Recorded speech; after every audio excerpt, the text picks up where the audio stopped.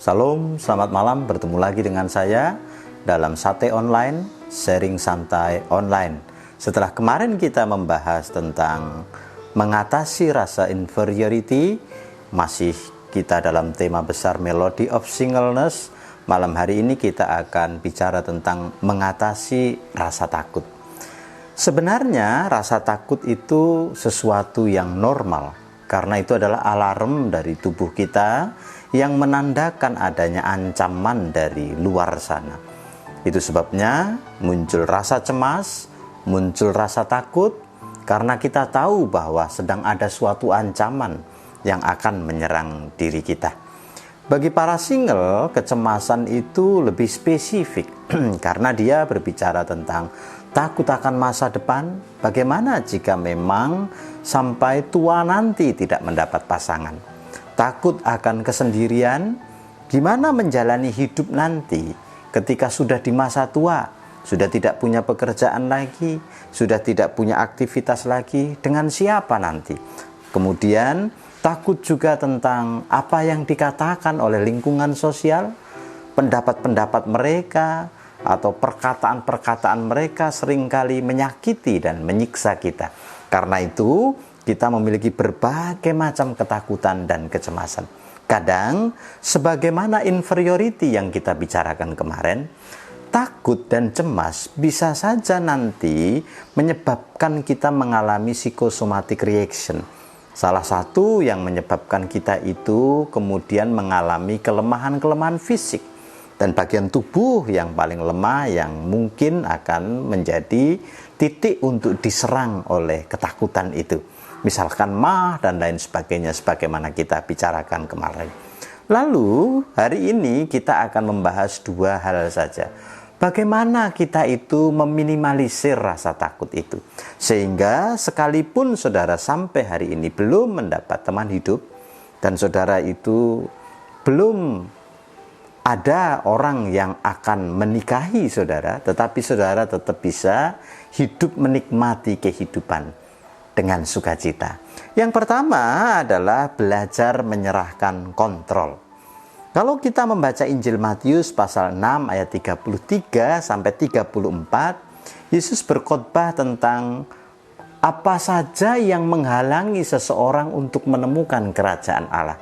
Dan khusus di ayat 25 sampai ayat 34, Injil Matius pasal 6 itu membahas tentang sebuah topik yang menghalangi seseorang menemukan kerajaan Allah, yaitu kekhawatiran atau ketakutan atau kecemasan dalam bahasa kita sekarang.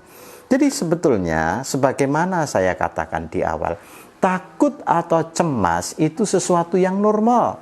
Tetapi ketakutan dan kecemasan yang berkelebihan itu bersumber bukan lagi dari dalam diri kita, tetapi sudah dari cara pandang kita yang tidak mempercayai pemeliharaan Allah.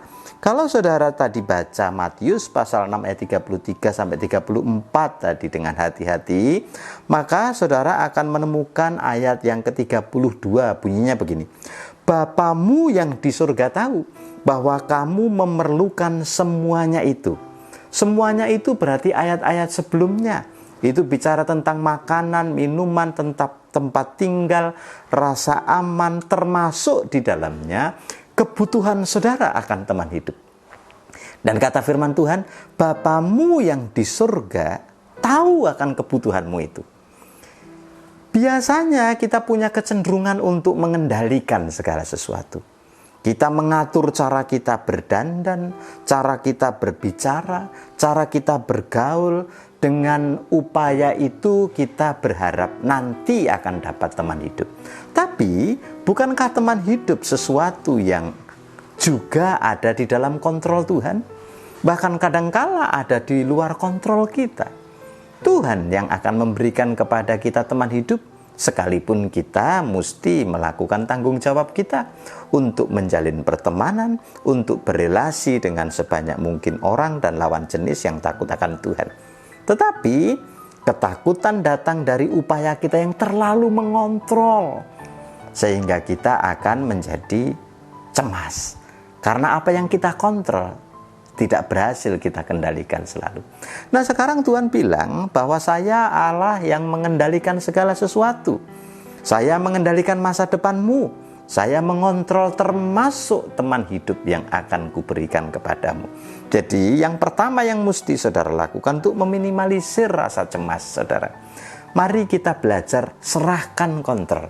Saya sudah melakukan tanggung jawab saya sudah sembuh dari segala luka hati saya, dan saya sudah mulai membangun relasi yang sehat dengan banyak orang, dan sekarang kontrol saya serahkan kepada Tuhan.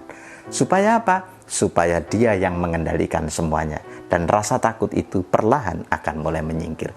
Bagian kedua yang mesti kita lakukan supaya saudara dan saya bisa meminimalisir rasa takut adalah belajar menikmati apa yang Tuhan berikan hari ini.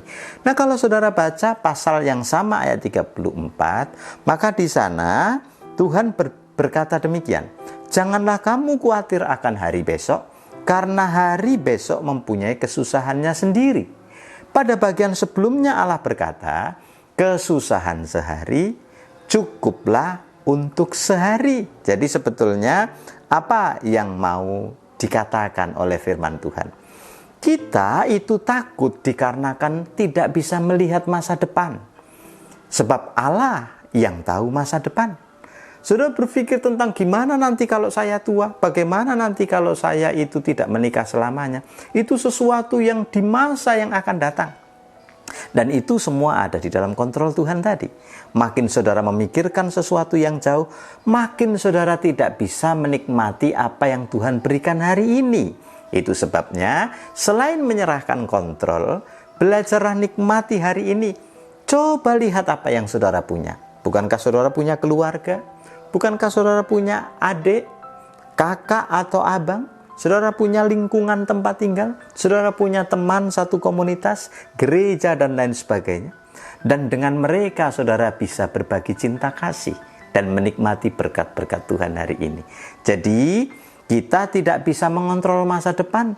Masa depan itu milik Tuhan. Karena itu serahkan kontrol. Yang kedua, kita nikmati apa yang Tuhan berikan hari ini. Sebagai seorang single, Tuhan memberkati saudara dengan berbagai macam hal. Dan nikmatilah berkat Tuhan hari ini. Supaya kekhawatiranmu berkurang.